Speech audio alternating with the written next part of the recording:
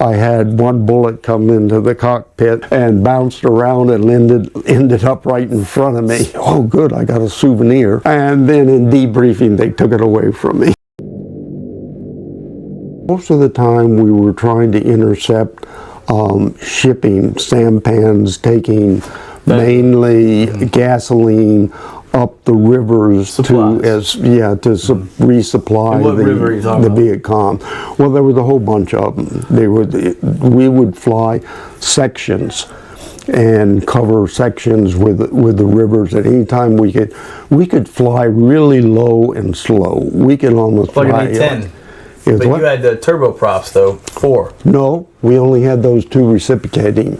Oh. They were 2 reciprocating engines ran off of, and so we could go like 100. I don't want to mess you up, but explain what reciprocating is, because a lot of people don't know.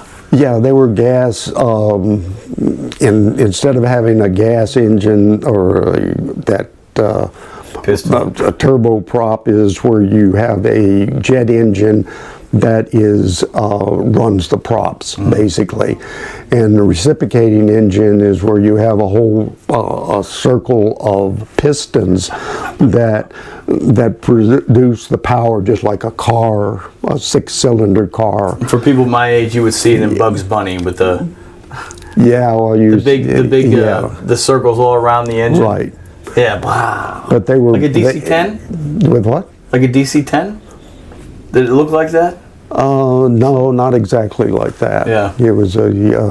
But I'll throw a picture. Yeah, it was pretty. It was a plane that was started. It was made by Marlin aircraft company, and it was called a Marlin. And it was started. I think the planes we were flying in the '60s were made in the '50s. So it was fairly an older plane. Should have been a Marine. Gear I carried in 2004 was gear they made in 1980.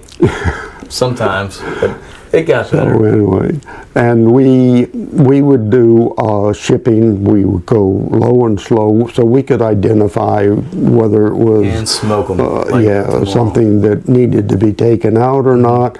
We had 60 millimeter machine guns. We had rockets all on the wings and everything else. But most of the time, we would call in a PT boat. Sometimes they would be there and to stop them and that. But you could tell if they were low in the water and how much and fishing nets all over the place. The rims right at the he's not carrying fish. Right. He's probably got a lot of rockets or something. So I can say that thank goodness we never made a mistake. There was always a lot of secondary gas blowing up and everything else, but most of the time we would put a 60 millimeter, shots along their bow, and they would come out and wave, and then we'd put another round around it.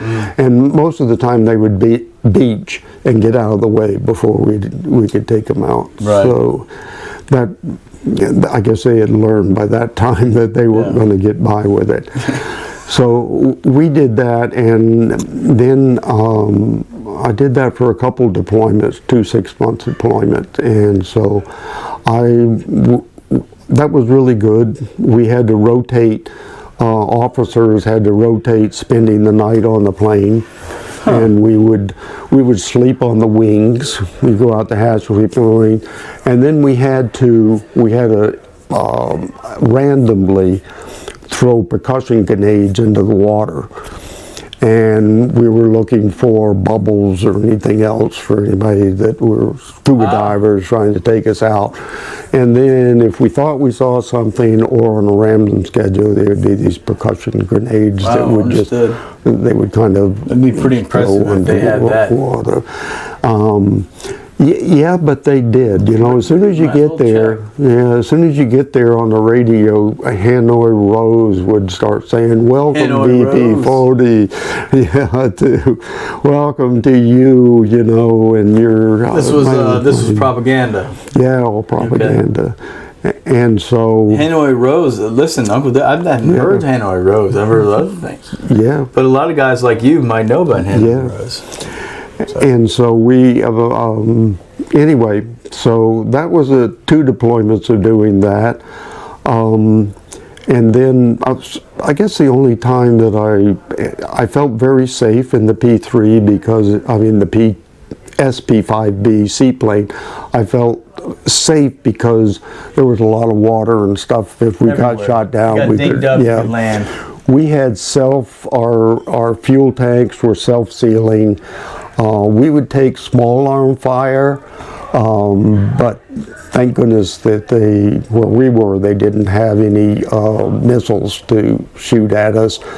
I did have one incident where I had one bullet come into the cockpit and through the belly of the plane and through a couple levels and bounced around and ended up right in front of me. Spinning?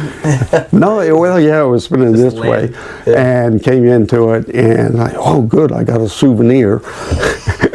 And then in debriefing, they took it away from me. Of course, because they wanted to see on the air. But what in reality, it was just it was a pretty safe plane. Yeah, I felt pretty good. And then we went back and to Coronado, and the whole squadron moved to Moffett Field. Moffett Field, we went into P3s, and P3s were.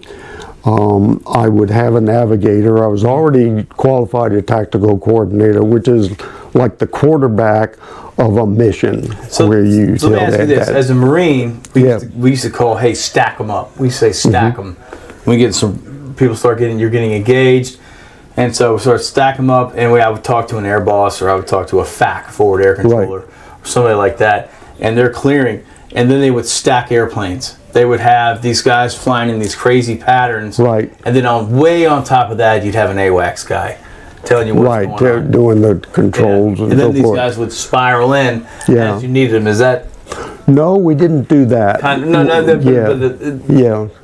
As an air, okay. We had individual missions, so we flew individual. And we would have certain missions.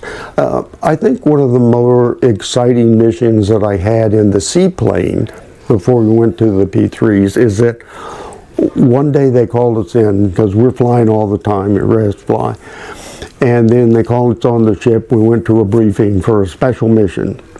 I didn't know what it was. And then they told us, and it was only, and we couldn't tell the crew what it was, and they told us you're going to transport somebody up. They told us they were SEALs.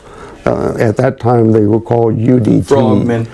Yeah, Frogmen UDT. Underwater. You're going to take a group of 5. And you're going to take them up, and you're going to land them right off of the Hanoi Beach, just south of Hanoi Harbor. What year was this? This was 68, I believe. That's the height of it.